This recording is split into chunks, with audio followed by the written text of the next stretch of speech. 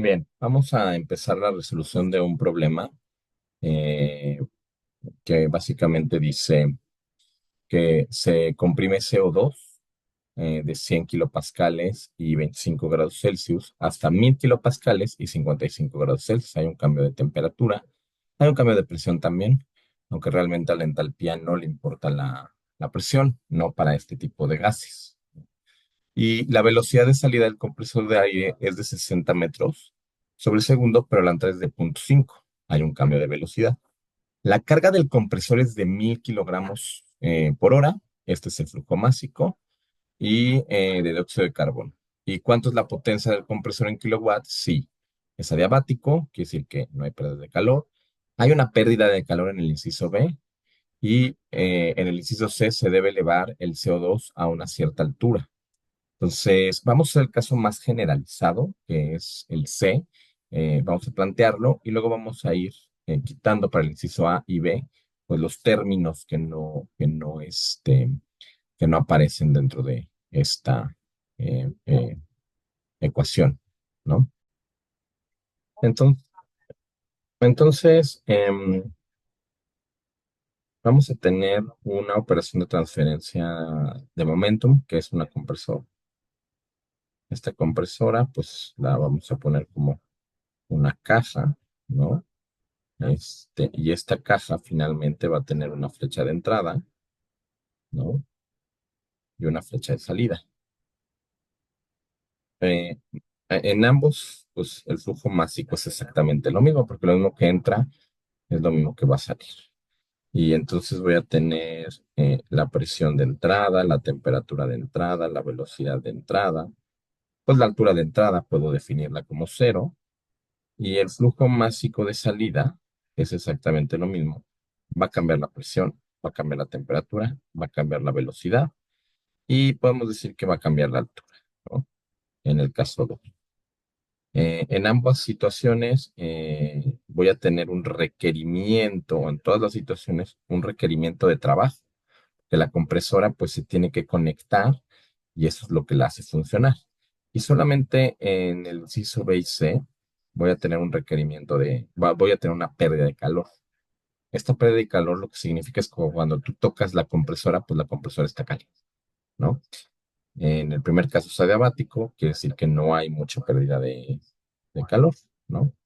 Y el balance básicamente me va a decir que el trabajo que voy a necesitar de entrada más la entalpía que voy a tener al inicio, debido a la temperatura, más la energía cinética que voy a tener al inicio, más la potencial que voy a tener al inicio, ¿no? Pues va a ser igual a eh, todo lo que está al final. Puede ser que a la salida, pues sí tengo calor, ¿no? En uno de los casos, en dos casos, tengo entalpía 2, tengo cinética 2 y tengo potencial, energía potencial 2, ¿no? Entonces, al final del día, lo que yo quiero es este requerimiento de energía. Y si yo paso, por ejemplo, esta entalpía, restando a esta entalpía, pues voy a tener una delta H, ¿no? Y del mismo modo voy a tener una delta K. Y en un caso, en el caso B, pues le tengo que agregar lo que se está perdiendo de calor. Y en el caso C, le voy a agregar lo que es de energía potencial, ¿no? El cambio de la energía potencial. Entonces, la idea es que ahorita nos vamos a pasar a, a- a hacer los cálculos.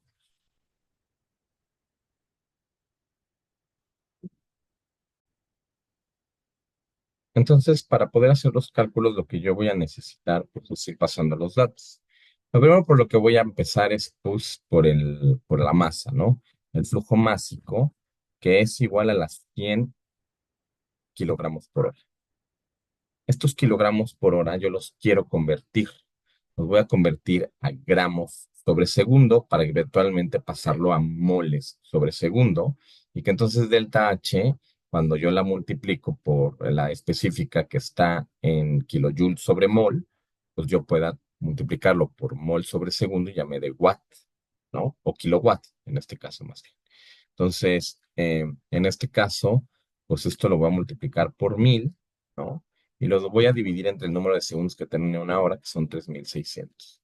Esta es la cantidad de moles que voy a tener por cada segundo. Perdón, de gramos que voy a tener por cada segundo. El peso molecular, este se va a convertir en mayúscula, minúscula otra vez, pero bueno, lo puedo corregir. Si yo me voy a la tabla, ¿no? Para el CO2 es de 44.01 gramos por cada mol. Eso me va a dar entonces un número de moles igual a ¿qué? Recordemos que el número de moles es igual a la masa entre el peso molecular. Ah, bueno, pero yo quiero la masa en gramos, ¿no? La masa en gramos sobre segundo sobre peso molecular. Entonces esto ya me va a dar el número de moles que tengo sobre segundo. Para yo poder obtener eh, el cambio de entalpía del CO2, ¿no? Pues lo voy a mandar eh, desde una temperatura de 25 grados Celsius a 55 grados Celsius. Para ello, pues yo voy a copiar de algún otro lado, ¿no? Que ya haya yo configurado, pues el cambio de entalpía, ¿no? Voy a pausar tantito para copiar. Yo aquí ya copié un formato que tengo de CO2, ABCD, temperatura 1, temperatura 2. Y esto ya es la configuración de la integral, donde yo ya tengo que B7, B7 siendo la A, por el cambio de temperatura, más B, C7 medios, por el cambio de temperatura, los cuadrados del cambio, la diferencia de los cuadrados de la temperatura, ¿no? Más D, 7 tercios, que es el C, eh, por la diferencia de los cubos y por la diferencia, y bueno, el D sobre 4 por la diferencia de potencia a la cuarta, ¿no? Entonces, de aquí nada más lo único que tengo que hacer es, pues, irme a la tabla, ¿no? Y buscar para el CO2 cuántos A, cuántos B, cuántos C, y está en gas, el de la forma uno, lo cual está bien, grados centígrados, entonces pues, copiar y pegar, ¿no? Este es 36.11 por 10 a la menos 3, luego este por 10 a la menos 5, ¿no? Luego empieza con un menos por 10 a la menos 8, y finalmente por 10 a la menos 12,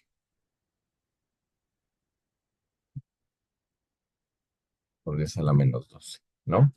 Y la temperatura uno, según el problema, inicia en 25 grados Celsius, ¿no? Y termina en 55.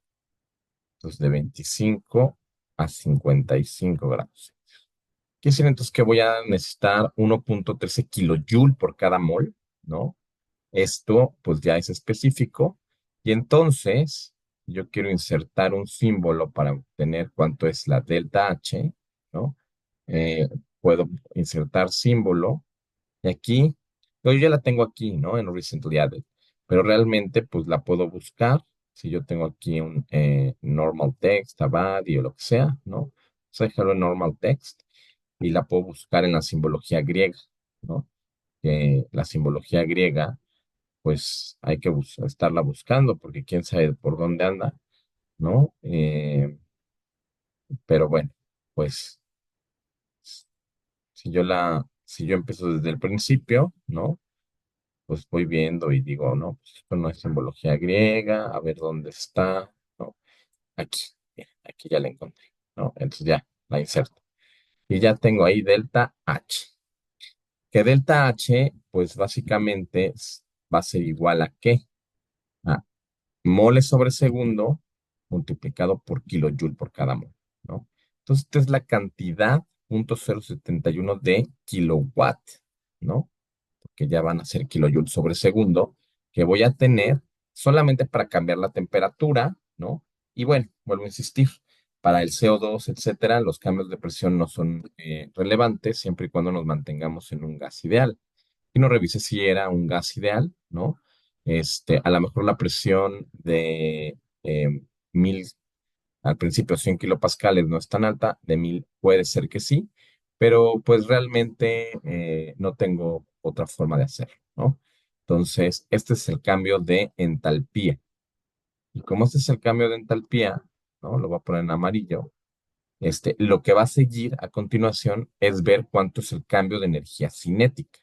Recuerden que el cambio de energía cinética es un medio de masa por velocidad al cuadrado, por la diferencia de velocidades al cuadrado. Nada más que esto pues me va a salir en watt, porque metros sobre segundo por kilogramo, metros sobre segundo al cuadrado por kilogramo, pues me da watt, no kilowatt. Entonces, esto eventualmente hay que dividirlo entre 1000. Entonces, la velocidad uno, ¿no? Pues la velocidad uno que me está dando el problema empieza en 0,5 metros sobre segundo y va a llegar a una velocidad 2 de cuánto, pues de 60 metros sobre segundo, ¿no?